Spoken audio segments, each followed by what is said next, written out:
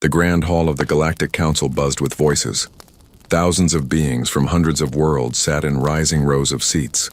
At the center stood High Elder Vox, his blue skin wrinkled with age, his four eyes blinking slowly as he waited for silence. "I come before you today with a warning," Vox said, his voice stronger than his old body suggested. "A new species has begun to reach for the stars. They call themselves humans." A ripple of laughter spread through the chamber. Grand Counselor Mira, tall and elegant with silvery skin that caught the light, stepped forward. "High Elder," she said, her voice sweet but her eyes cold. "We respect your wisdom, but surely this is not worth our time. These humans have barely left their own moon. Their ships are primitive, their weapons are basic. Why should the Council fear them?" Vox did not answer right away. Instead, he touched a control on his wrist. Above the central platform, a display appeared. It showed a blue-green planet, the third from a yellow star. "Observe," he said. 100 of their years ago, they traveled by horse and sail. 50 years ago, they split the atom. 20 years ago, they created worldwide information networks. Today, they have permanent bases on their moon and are planning missions to their neighboring planet. "Many species advance quickly," said Counselor Drav, his thick arms crossed over his chest. "What makes these humans special?" "It is not just their speed," Vox replied. "It is their nature. Humans adapt faster than any species we have encountered. They thrive on challenge. They turn setbacks into advantages." He touched his wrist again. The display showed human history, their wars, their disasters, their triumphs. "Most importantly," Vox continued, "humans never give up. When they cannot go around an obstacle, they go through it. When they fall, they get back up stronger." "Grandy." Counselor Mira laughed, and many joined her. "High Elder, with respect, they sound like children playing at being warriors. Their planet is still divided into nations that fight each other. How can they possibly threaten us?" Vox's ancient eyes narrowed. "I did not say they threaten us today. I said we should be cautious. The last species with such adaptability was the Krevan, and we all remember what happened to them." A hush fell over the room. The Krevan were not spoken of in polite company. Their empire had risen quickly and fallen even faster after challenging the Council's authority 3 centuries ago. "That was different," Mira said quickly. "The Krevan were aggressive by nature.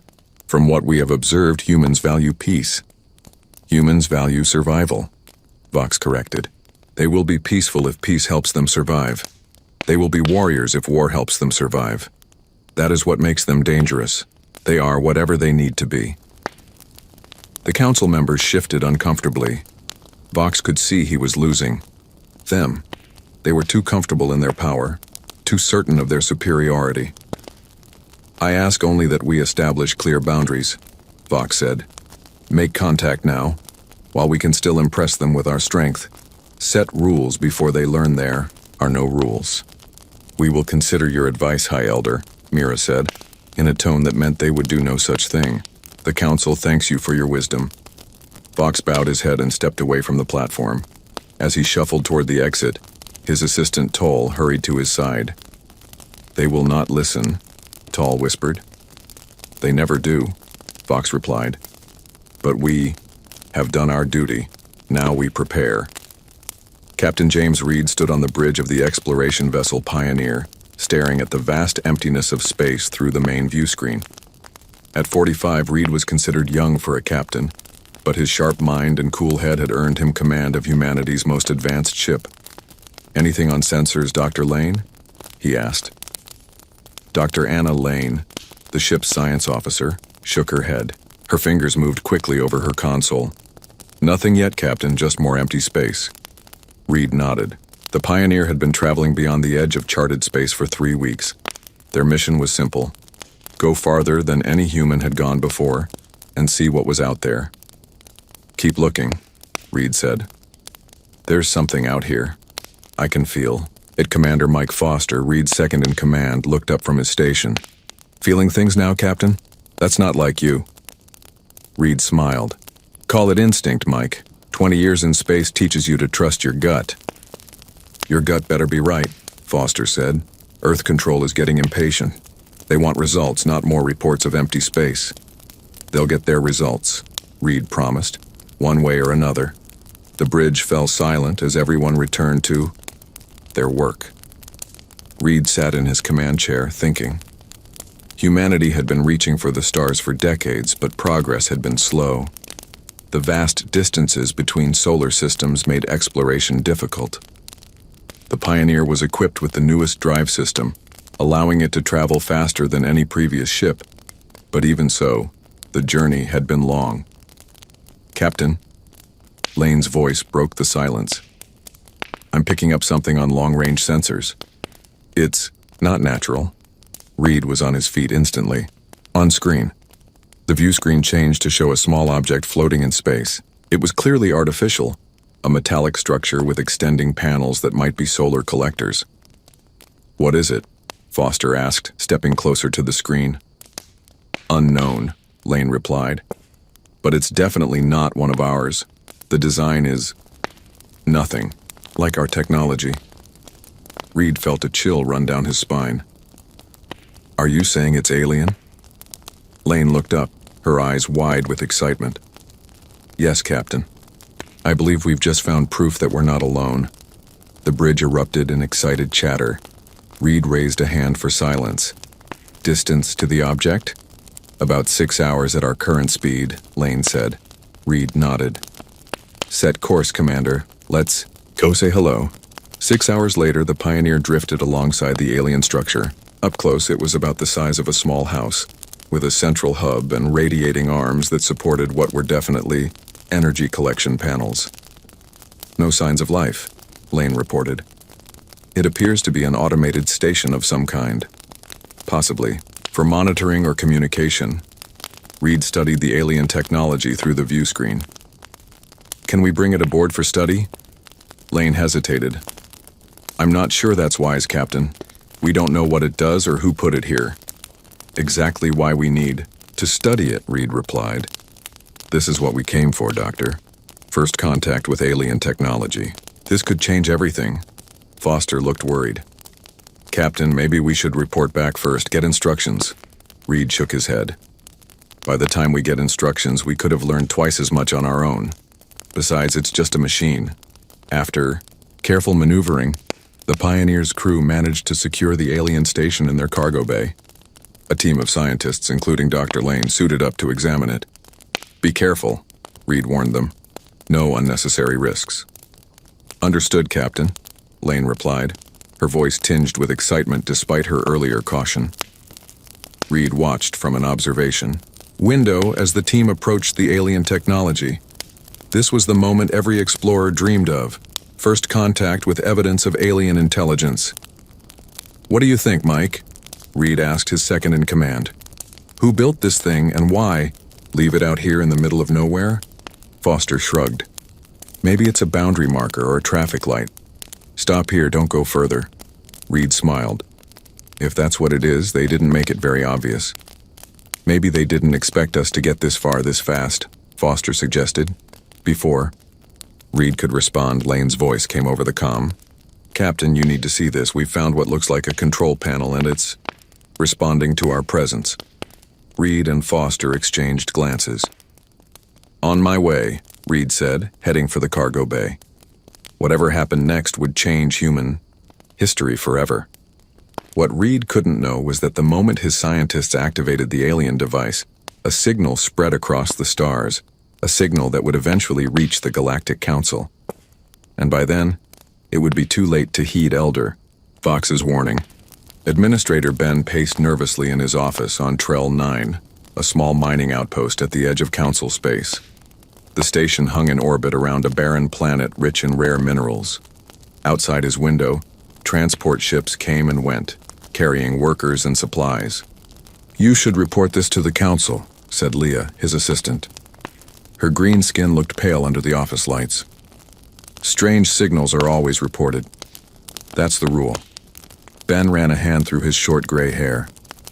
Rules, rules, always rules. With you, Leah. Rules keep us safe, she replied. Ben stopped pacing and looked at the data screen on his wall. It showed a signal pattern unlike anything he had seen before. 3 days ago, the station's sensors had picked it up. A repeating message coming from the direction of uncharted space. What if it's something important? Ben asked. If I report it, the council will take over. They'll send some official who knows nothing about frontier space. They'll make us wait months for answers. And if you don't report it? Leah asked, crossing her arms. Ben smiled. Then we investigate ourselves. We take my personal ship, follow the signal, and see what's out there.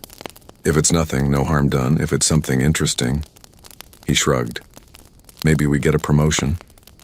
Leah's eyes widened. Or maybe we get fired. Or worse. Live a little, Leah. 20 years on this rock, following every little rule. Don't you want some excitement? Before Leah could answer, the office door slid open. Trell, the station's security chief, rushed in. Administrator, he said, his voice urgent. Long-range sensors have detected an approaching vessel. It's not one of ours. Ben felt his heart race. The signal source? Most likely, Trell replied. It will reach us in about 6 hours. Ben straightened his uniform. Prepare a welcome party, and Trell, keep this quiet for now. Trell nodded and left. Leah stared at Ben in disbelief. You're going to meet them without council approval? I'm going to welcome visitors to my station, Ben corrected. That's within my authority. Leah shook her head but said nothing more. Ben turned back to the window, watching the stars.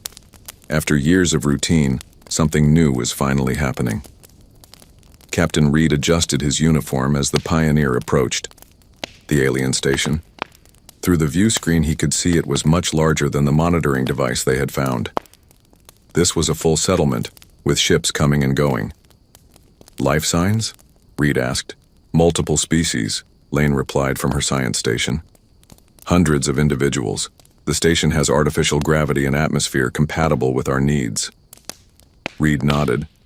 They've sent us docking instructions. Seems they're expecting us. How?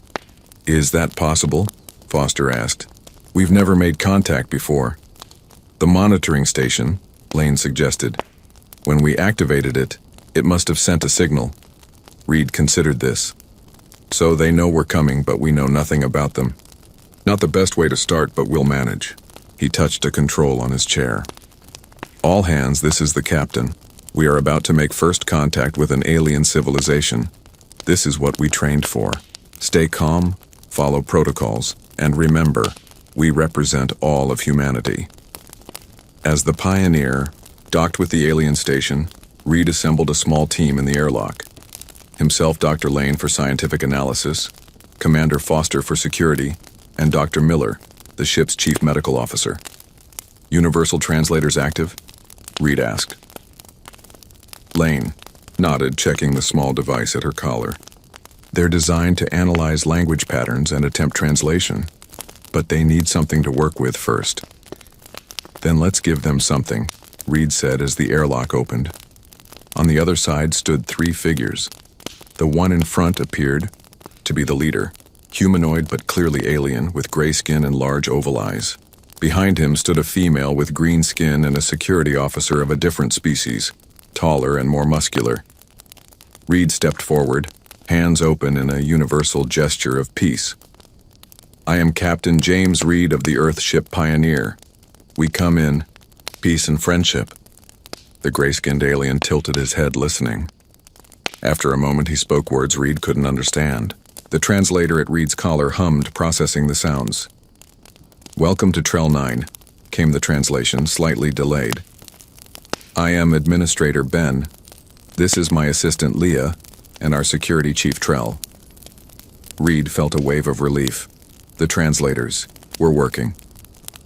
Thank you for your welcome, Administrator. We are explorers from a planet called Earth. Ben nodded. We have much to discuss, Captain Reed. Please, follow me.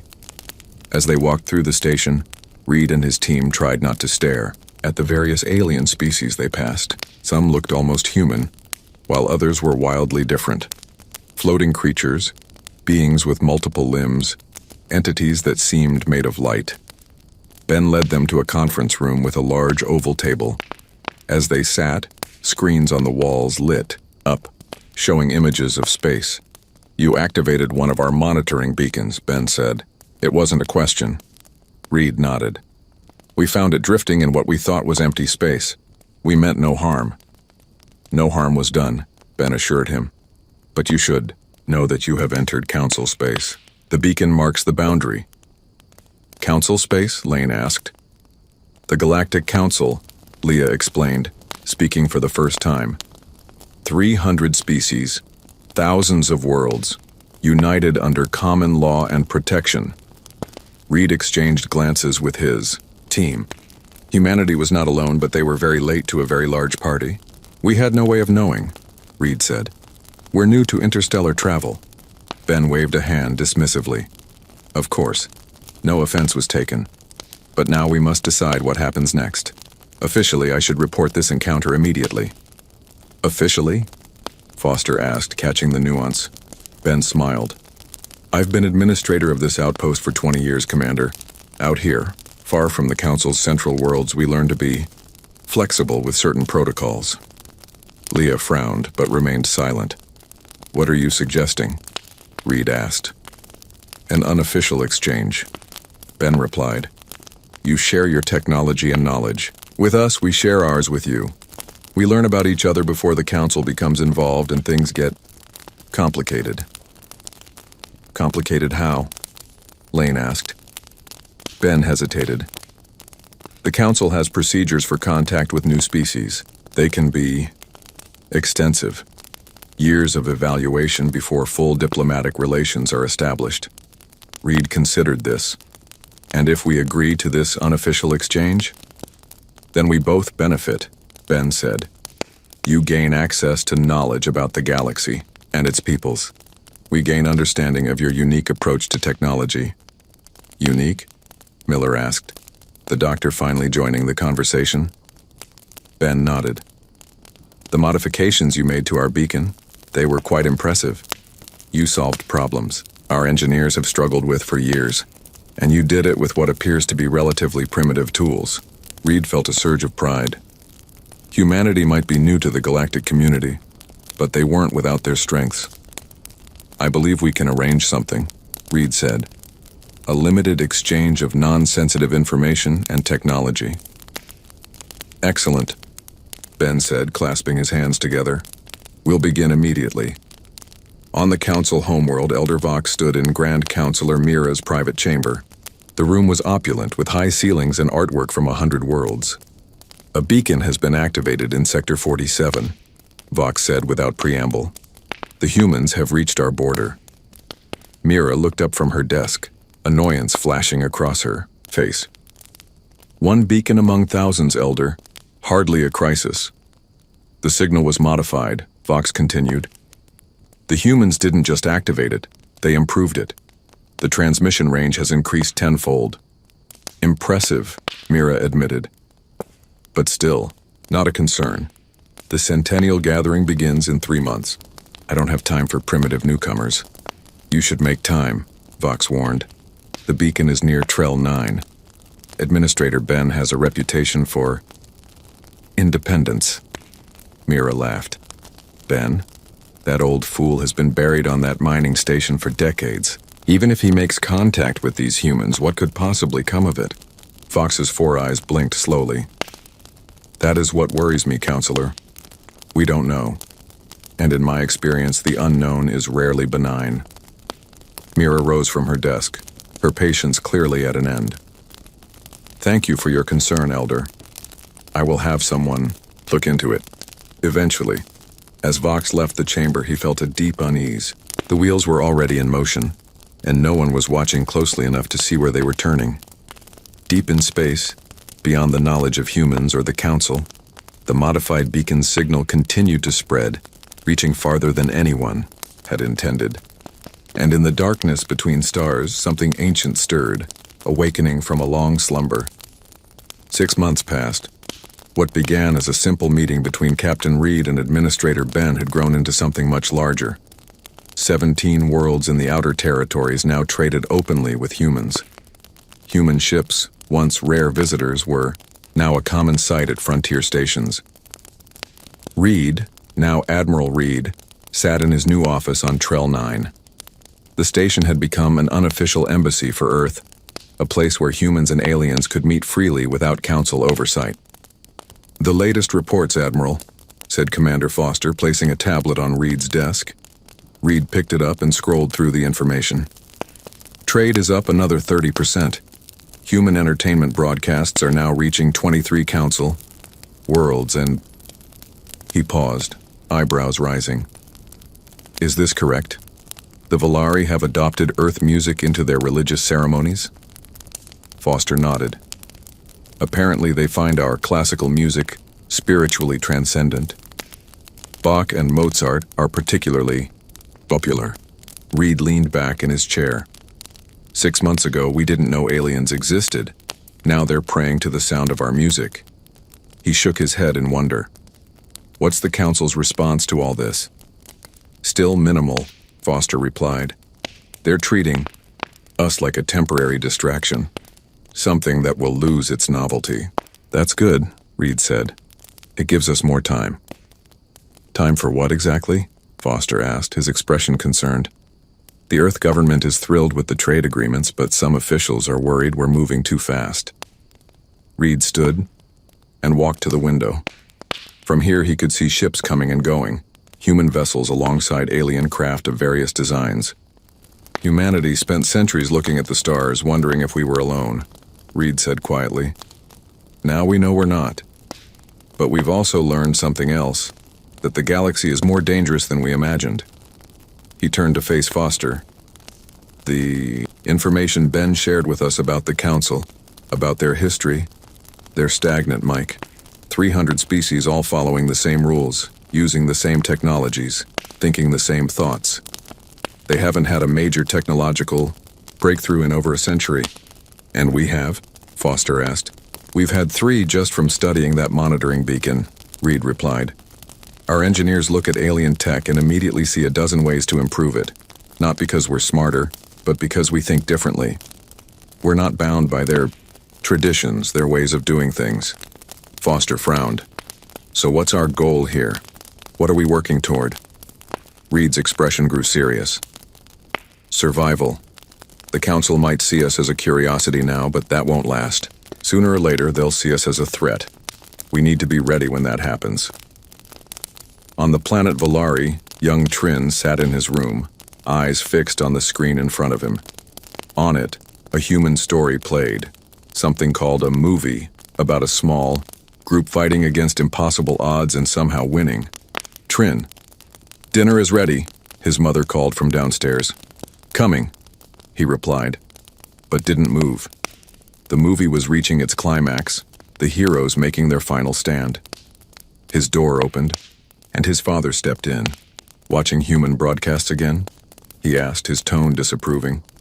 Trin nodded without looking away from the screen. "They're amazing, Father. The humans think so differently from us." His father sighed. "The Council has warned about these broadcasts. They call them cultural contamination." Now Trin did look away, his eyes flashing with rare defiance. "The Council is afraid of new ideas. The humans aren't afraid of anything." "That's what makes them dangerous," his father said.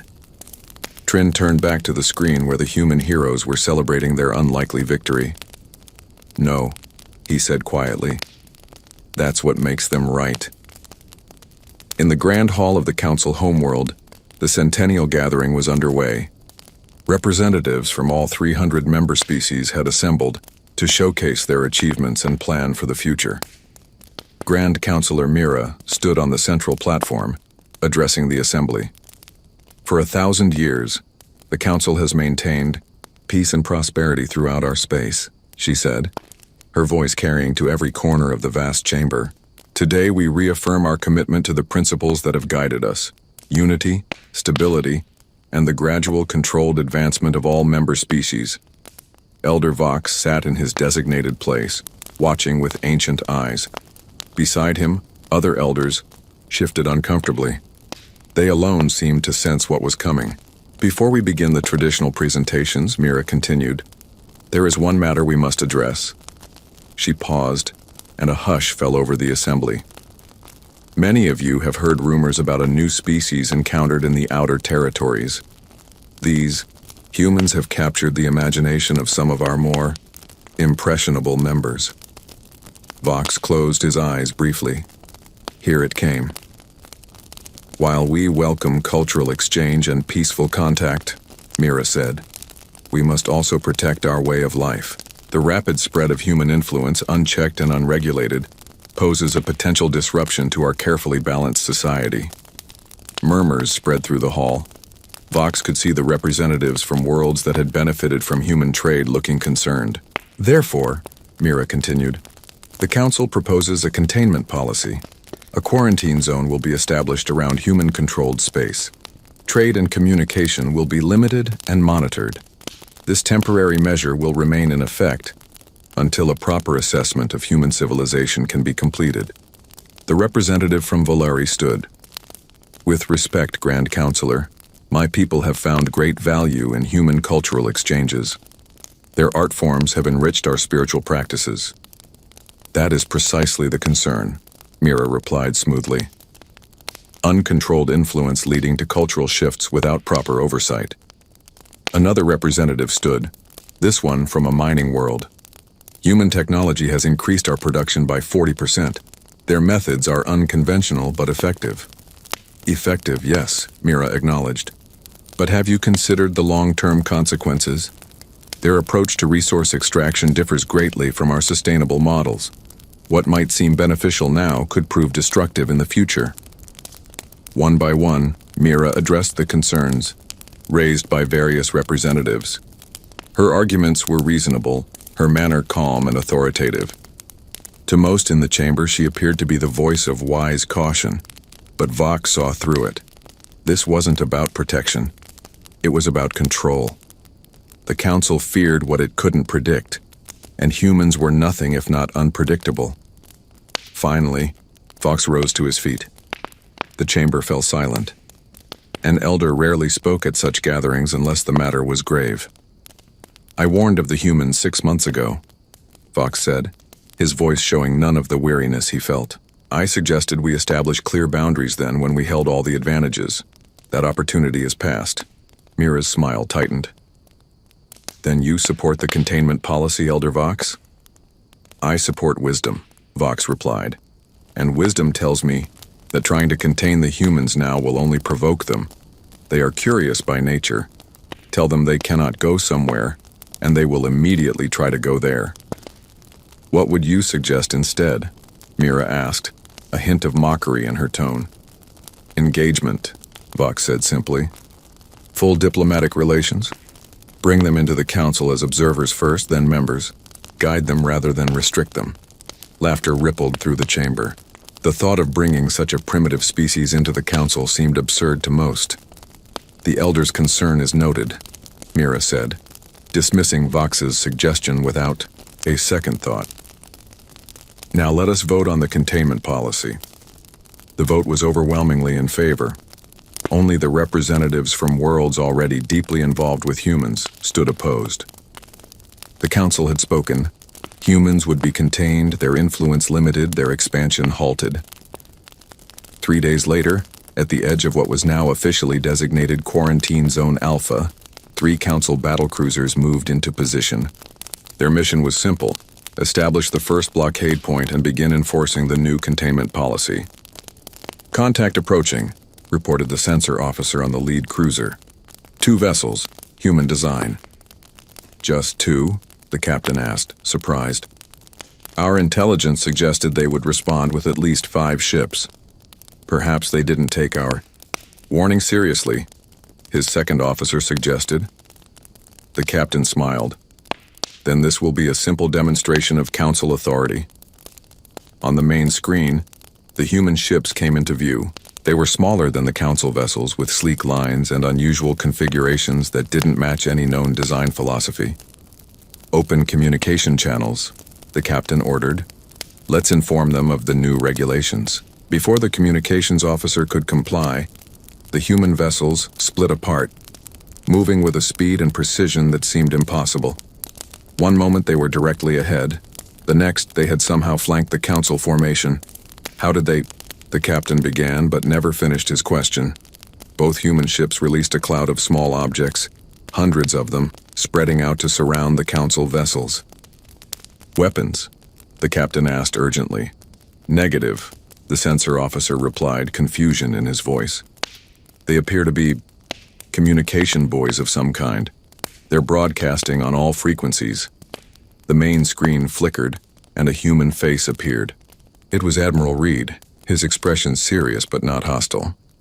Attention, council vessels, Reed said. We understand you've been ordered to establish a blockade. Before you proceed, I want to demonstrate something. The screen split, showing a view of space around the council ships. The small objects the humans had deployed were now forming a complex pattern, creating a network that encircled the blockade. These are communication relays, Reed explained. A new design based on your own technology but modified to operate at higher frequencies. Right now they're transmitting uncensored information to every world within 50 light years. Information about Earth, about our technology, our culture, our ideas. The captain stared in disbelief. You can't do this. The council voted without consulting us, Reed interrupted. That's poor diplomatic practice where I come from. Now, you have two choices. You can destroy these relays and prove to everyone watching that the council fears ideas more than weapons.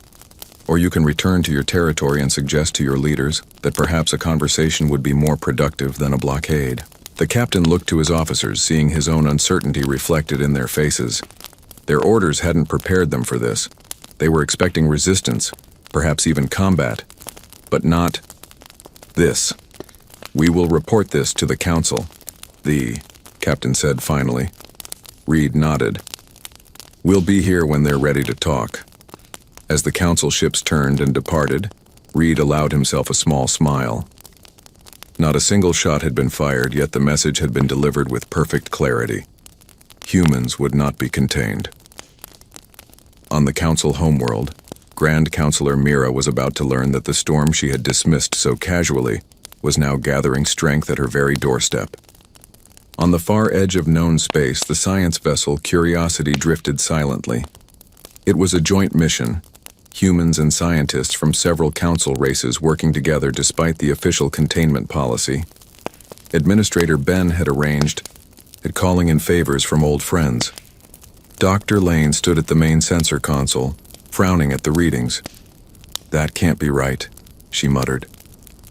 Trell, the security chief from Trell 9 who had joined the mission as Ben's representative, moved to her side. What have you found? Some kind of gravitational anomaly, Lane replied. It's massive, but it doesn't match any known phenomena. She adjusted the settings, and the main screen filled with a visual representation of empty space. Except it wasn't empty. There was a darkness there, a void deeper than the space around it. It's moving, Trell observed. And fast. Lane nodded, running calculations.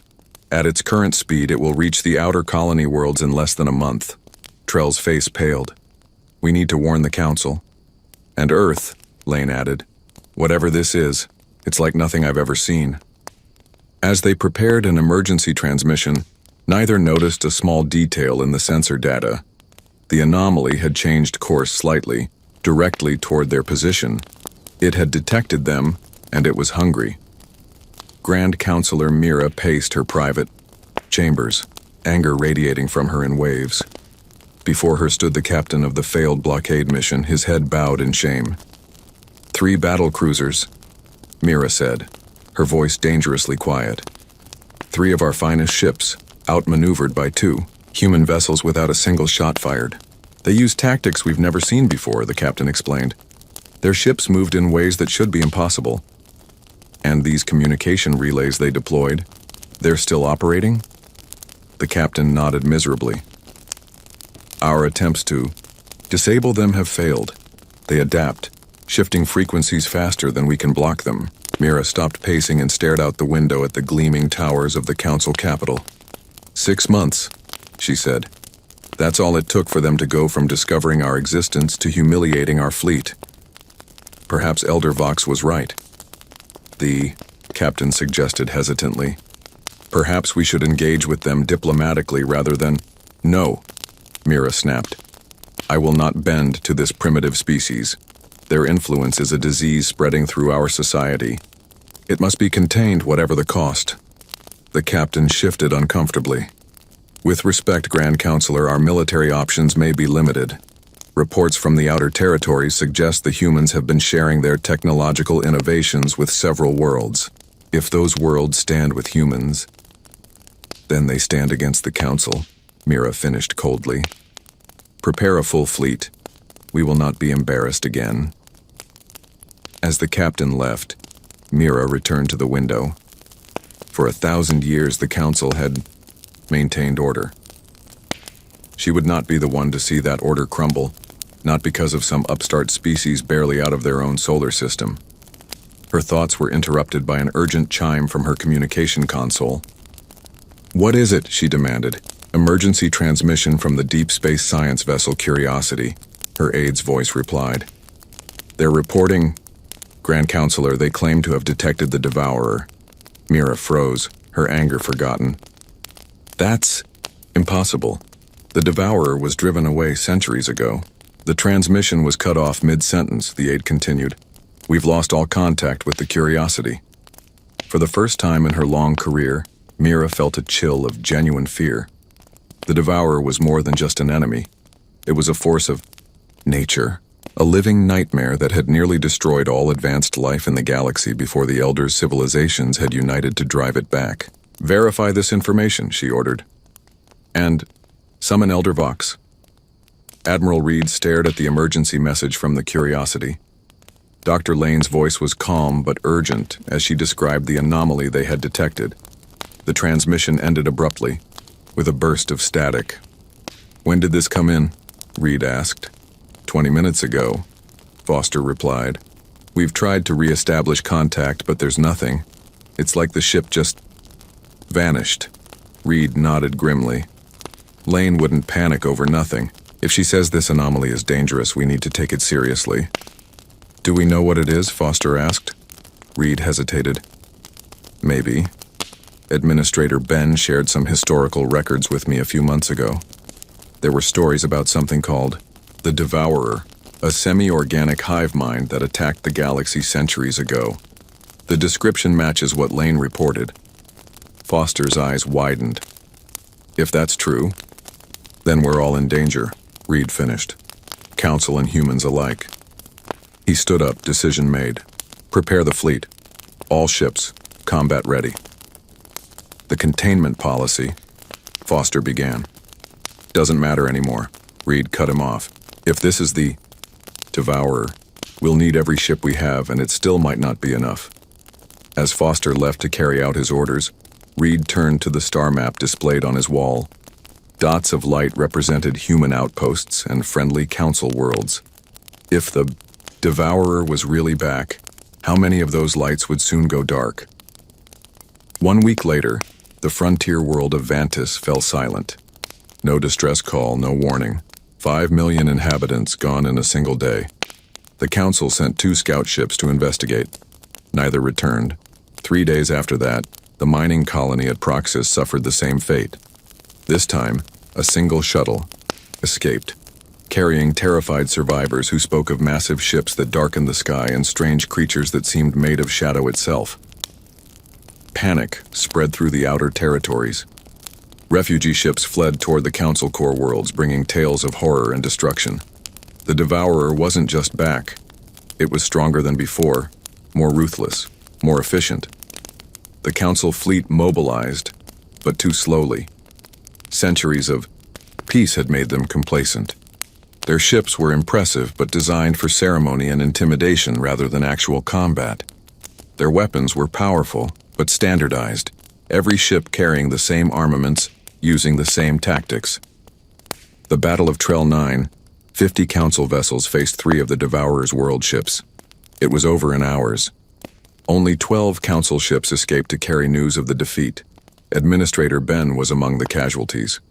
His last transmission to Earth contained all the data he had managed to gather about the enemy, information that would prove invaluable in the days to come. Elder Vox stood before the emergency session of the Galactic Council. The chamber, usually so orderly, was in chaos. Representatives shouted over each other, demanding action, answers, protection. Grand Counselor Mira, her composure cracked, banged her ceremonial staff for order. Gradually, the noise subsided. "The situation is grave," she admitted, her voice strained. "In 2 weeks, the Devourer has destroyed 7 worlds and defeated our fleet at every encounter. Our analysts project it will reach the core worlds within a month." A representative from the agricultural world of Loria stood. "What is our defense plan? How will you protect us?" Mira hesitated, and in that moment of silence, everyone heard the truth. There was no plan. The Council, for all its power and history, was unprepared for this threat. Elder Vox stepped forward. The chamber fell completely silent now, all eyes on the ancient figure who had warned them of humans months before. "There is only one option," Vox said, his voice carrying effortlessly through the vast room. "We must ask the humans for help." Gasps and protests filled the air. Mira looked as though she had been struck. "The humans?" she demanded. "They are barely spacefaring. What could they possibly do against the Devourer when our own fleet has failed?" "The humans think differently," Vox replied simply. "They see solutions where we see only problems. They adapt where we follow procedures. They innovate where we maintain tradition." "They are chaotic," Mira countered. "Unpredictable, dangerous." "Yes," Vox agreed. "And that is precisely why we need them. The Devourer defeats us because it knows us. It knows how we think, how we fight, how we respond. But it has never encountered humans before." The chamber erupted in debate. Some representatives supported Vox's suggestion, while others rejected it outright. The argument might have continued for hours if not for the arrival of a messenger, who rushed to Mira's side and whispered urgently in her ear. The Grand Counselor's face went pale. She raised her hand for silence, and gradually, the chamber quieted. "We have just received word," she announced, her voice unsteady. "The Devourer has changed course. It is moving faster than predicted, bypassing our outer defenses and—" She paused, seeming almost unable to continue. "A human fleet has engaged the enemy at the Carillion Nebula." "Without our permission?" someone shouted. Mira shook her head. "Without our knowledge. They moved their ships into position days ago, preparing for the Devourer's advance." "What was the outcome?" Vox asked quietly. Mira looked directly at the Elder. "The battle is ongoing, but reports indicate the humans have managed to destroy one of the Devourer's smaller vessels. It is the first victory against the enemy since it returned." Silence fell over the chamber as the implications sank in. Then, slowly, representatives began to nod, to look at each other with new understanding. Even Mira seemed to accept what had become inevitable. "Open communications with Earth," she commanded. "Tell them." She took a deep breath. "Tell them the Galactic Council requests their assistance in the fight against the Devourer." As the messenger hurried away, Elder Vox watched the assembly with mixed emotions. They had finally recognized the truth about humans, but he feared the realization had come too late. The storm was no longer gathering, it had arrived, and it would take more than words to survive what was coming. Admiral Reed stood in the command center of the Unity, the largest ship in Earth's fleet. Around him, humans worked alongside aliens from a dozen council worlds. 3 weeks had passed since the first battle against the Devourer, and much had changed. "Status report," Reed ordered. Commander Foster, now his chief of operations, looked up from his console. "Our fleet is in position, Admiral. The Council ships have formed a defensive line around the core worlds as planned." Reed nodded, and turned to his new advisor, Elder Vox, who had insisted on joining the human fleet despite his age. "How long do we have?" Reed asked. "Hours, perhaps," Vox replied, his ancient eyes focused on the tactical display. "The Devourer never alters its strategy once committed. It will send its world ships directly at the core worlds, trying to overwhelm us with numbers. That's what they're expecting us to expect," Reed said with a grim smile. "Which is why we won't be there." Vox tilted his head. "You still believe this plan will work?" "I believe we have to try," Reed answered. "The frontal defense didn't work at Trell 9 or any of the other battles. We need something the Devourer hasn't seen before." He turned to address the bridge crew. "Everyone knows their role. This isn't just about Earth or the Council. It's about all sentient life in the galaxy. We are the last line of defense." As the crew returned to their preparations, Vox studied the human admiral. "You truly believe you can win, don't you?" Reed's expression was serious. "I believe we can survive. Winning comes later." On the Council homeworld, Grand Counselor Mira walked through the crowded shelter tunnels deep beneath the surface. Around her, civilians from dozens of species huddled together, fear evident in their eyes. Her aide hurried to catch up. "The evacuation continues, Counselor.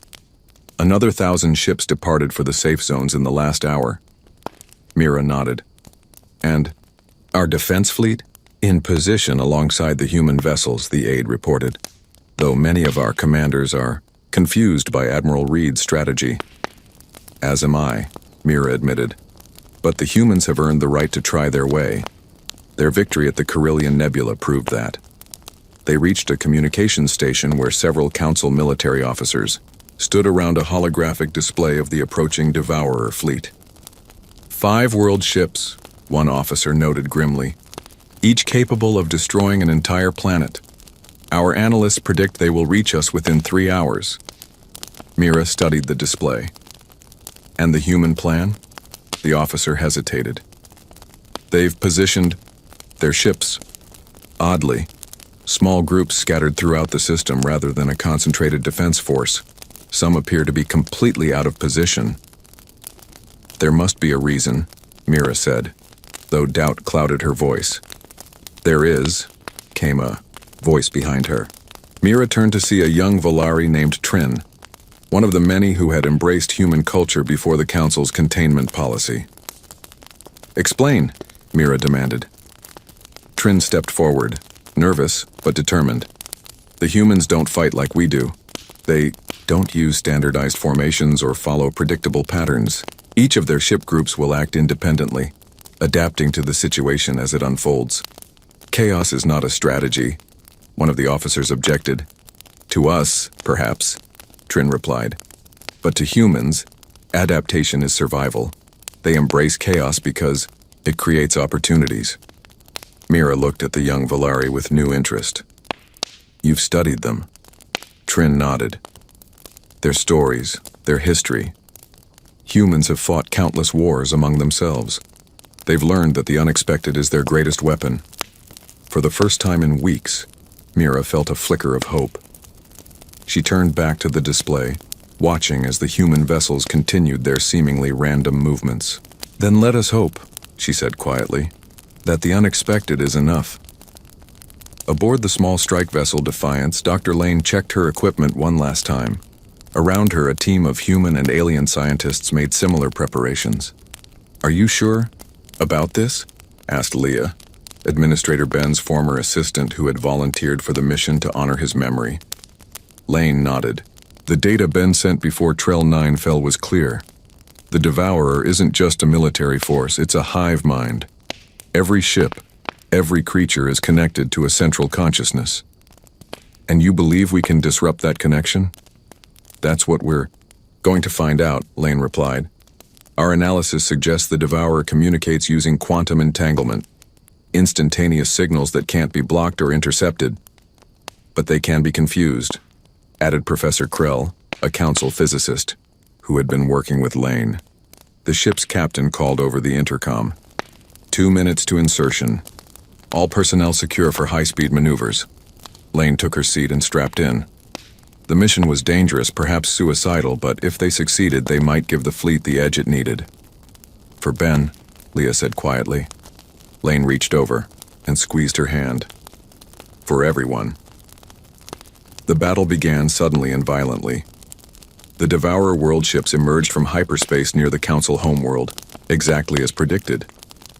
What they found waiting for them, however, was not what they expected. Instead of a defensive line of Council vessels, they encountered only empty space.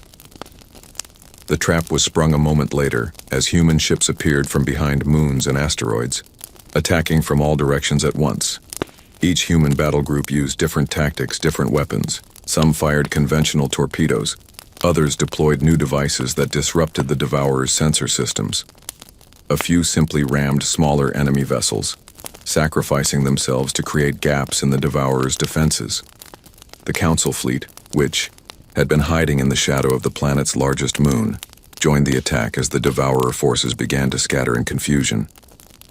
Aboard the Unity, Reed watched the battle unfold. "Status of Operation Needle?" he asked. "The Defiance has reached the primary world ship," Foster reported. "They're initiating Phase 2 now." Reed nodded. "And our losses?" Foster's expression was grim. "Heavy. We've lost 37 ships already." "It'll be worth it if Dr. Lane succeeds," Reed said, though the weight of those losses showed on his face. Elder Vox stood beside him, watching the tactical display with amazement. "I have never seen such a battle strategy," he admitted. "Your ships move like they have minds of their own." "That's because they do," Reed explained. "Each captain has full authority to adapt and improvise. We gave them the objective, not step-by-step instructions." Vox nodded slowly. "Freedom within structure, chaos with purpose. That's humanity in a nutshell," Reed said with a small smile. The smile faded as alarms blared across the bridge. "The primary world ship is changing course," Foster announced. "It's heading directly for us."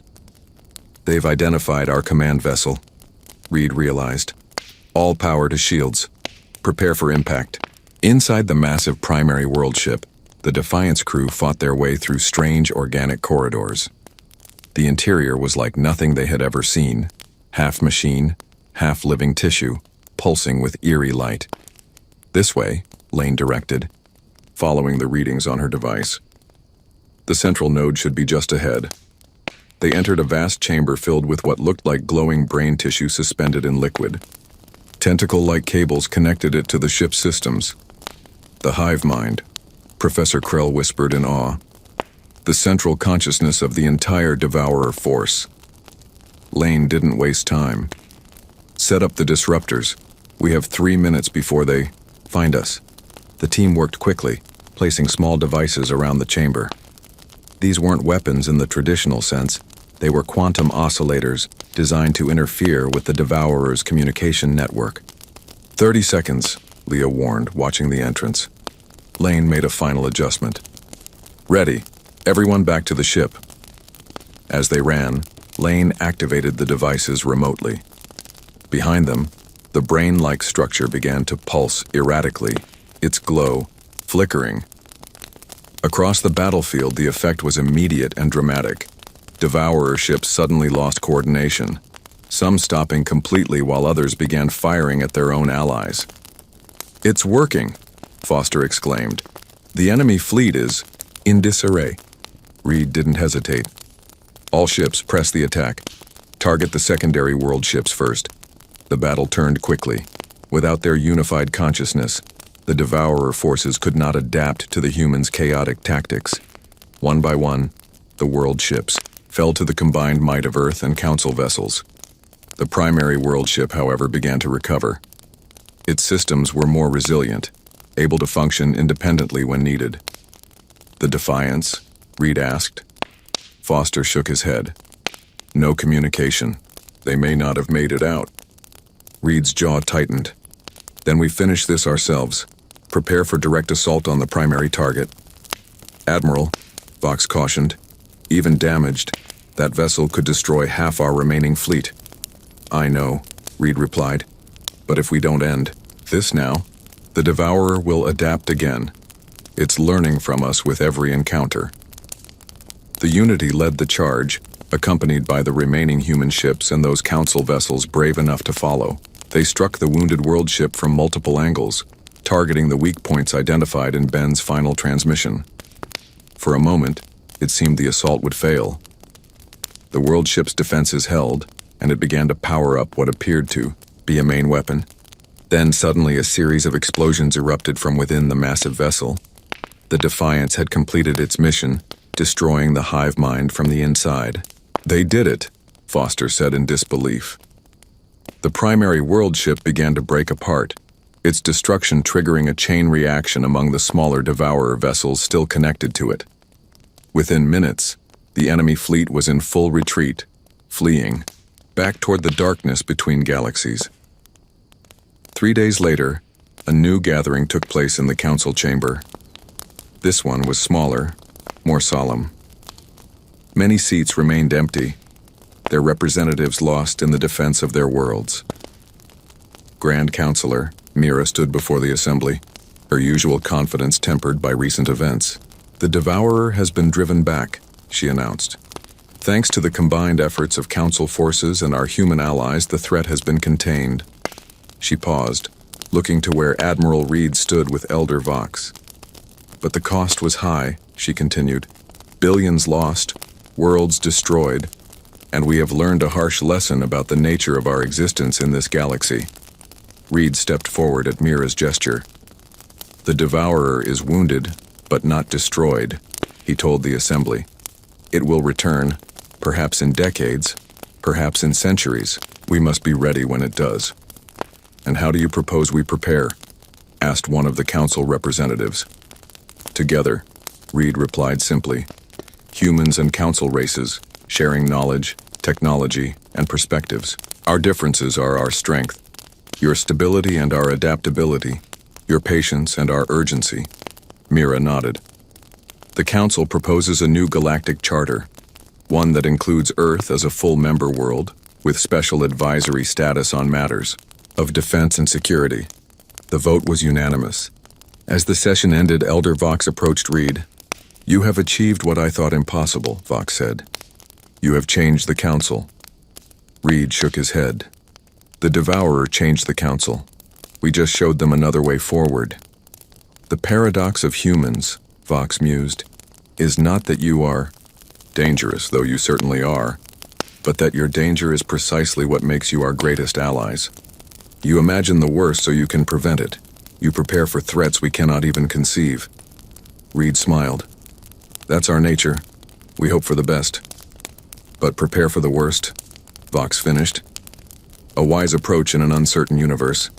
As they looked out at the stars through the chamber's great window, both knew that the galaxy had changed forever. The Council had finally listened, though it had almost been too late, and humanity had found its place among the stars, not as conquerors or subjects, but as guardians against the darkness that lurked between the light.